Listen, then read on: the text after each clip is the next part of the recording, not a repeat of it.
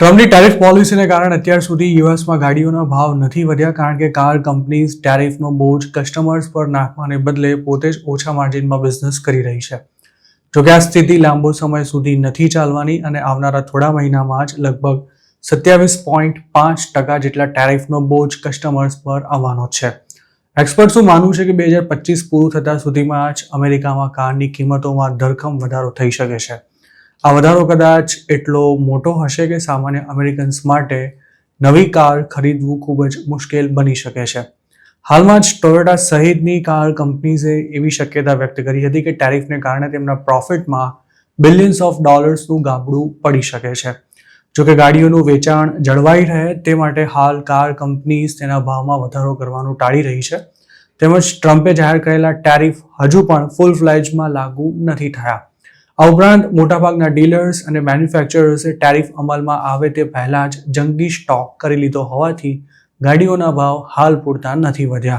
Auto industries સાથે સંકળાયેલી consulting firm KPMGના partner લેની લારોકાએ આ અંગે ન્યૂયોર્ક ટાઈમ્સ સાથે વાત કરતા એવું જણાવ્યું હતું કે કાર કંપનીઝ એક હદથી વધુ ટેરિફ સામે ટક્કર ઝીલી શકે તેમ નથી અને 2026 શરૂ થતાં સુધીમાં કારની કિંમતોમાં નોંધપાત્ર વધારો થઈ શકે છે. એવું નથી કે માત્ર વિદેશથી આવતી કાર્સ જ મોંઘી થશે. જે કાર્સ યુએસમાં જ મેન્યુફેક્ચર થાય છે તેના પણ ઘણા અલગ અલગ પાર્ટ્સ અલગ અલગ દેશોમાંથી આવતા હોય છે, જેના કારણે ટેરિફના મારથી તે પણ બાકાત નહીં રહી શકે. યુએસમાં General Motors, Toyota, Ford, Stellantis, Tesla, Mercedes Benz અને ફોક્સ વેગનની કાર સૌથી વધારે વેચાય છે અને આ તમામ કંપનીઓએ ટેરિફથી પોતાનું માર્જિન ઘટશે તેવું તાજેતરમાં જણાવ્યું હતું. જેમ કે ફોર્ડે હાલમાં જ એવું કહ્યું હતું કે તેની કાર્સની કિંમતમાં આ વર્ષે 1% જેટલો જ વધારો થશે, પણ તેનો અર્થ એ નથી કે ટેરિફની કંપની પર કોઈ અસર નથી થવાની. ફોર્ડના ચીફ ફાઇનાન્શિયલ ઓફિસર શેરી હાઉસનું માનીએ તો સેકન્ડ ક્વાર્ટરમાં ટેરિફને કારણે કંપનીના પ્રોફિટમાં $800 મિલિયનનો ઘટાડો થશે, જ્યારે સમગ્ર વર્ષ દરમિયાન ટેરિફને કારણે $2 બિલિયન જેટલું નુકસાન થઈ શકે છે. તેવી જ રીતે અમેરિકાની સૌથી મોટી કાર કંપની જનરલ મોટર્સે ગયા મહિને જ એવું જણાવ્યું હતું કે ટેરિફથી વર્ષ દરમિયાન $5 બિલિયન નુકસાન થવાની શક્યતા છે. જોકે કંપનીનું માનવું છે કે ખર્ચામાં કાપ મૂકવાની સાથે અમુક મેન્યુફેક્ચરિંગ યુએસમાં શિફ્ટ કરીને તે નુકસાનને અમુક હદ સુધી અટકાવી શકશે. ટોયોટા પણ પોતાની મોટાભાગની કાર્સ યુએસમાં બનાવે છે અને સાથે જ કેનેડા, જાપાન અને મેક્સિકોથી ઇમ્પોર્ટ પણ કરે છે.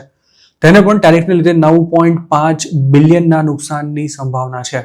ટેરિફ ઉપરાંત ઘટતા જતા માર્જિનને લીધે કાર મેકર્સ માટે પોતાના મેન્યુફેક્ચરિંગ પ્લાન્ટ્સ બીજા દેશોમાંથી યુએસ શિફ્ટ કરવા મુશ્કેલ બની શકે છે, કારણ કે તેમની પાસે નવી ફેક્ટરીઝ અને ઇક્વિપમેન્ટ્સ માટે પૂરતા પ્રમાણમાં ફંડ નથી. તો બીજી તરફ ટેરિફને લીધે ઇમ્પોર્ટેડ કાર્સની કિંમતમાં $5,000 જ્યારે અમેરિકામાં મેન્યુફેક્ચર થતી કાર્સની કિંમતમાં $1,000 જેટલો વધારો થવાની શક્યતા છે. 2025 સુધીમાં જ લગભગ તમામ કાર્સની કિંમતમાં 8% જેટલો વધારો થવાનું અનુમાન છે અને નવી કારની એવરેજ સેલિંગ પ્રાઇસ $50,000 સુધી પહોંચી શકે છે. જો કારની કિંમતમાં હાલના અંદાજ અનુસાર વધારો થયો તો કેટલાક અમેરિકન્સ પાસે યુઝડ કાર ખરીદવા સિવાય બીજો કોઈ ઓપ્શન નહીં રહે અને પ્રી ઓન્ડ કાર્સની ડિમાન્ડ જો વધશે તો તેમની કિંમતમાં પણ વધારો થઈ શકે છે. આ ઉપરાંત સેકન્ડ હેન્ડ કાર માટે મળતી લોનનો વ્યાજનો દર પણ ઘણો વધારે હોવાથી તેની આખરી કિંમત ઓર વધી જશે. આ ઉપરાંત ટેરિફને કારણે કારના રિપેરિંગનો અને પાર્ટ્સનો ખર્ચો પણ વધી જવાનો છે, જેમાં એર ફિલ્ટરથી લઈને ટાયર સુધીના તમામ પાર્ટ્સ આવી જાય છે.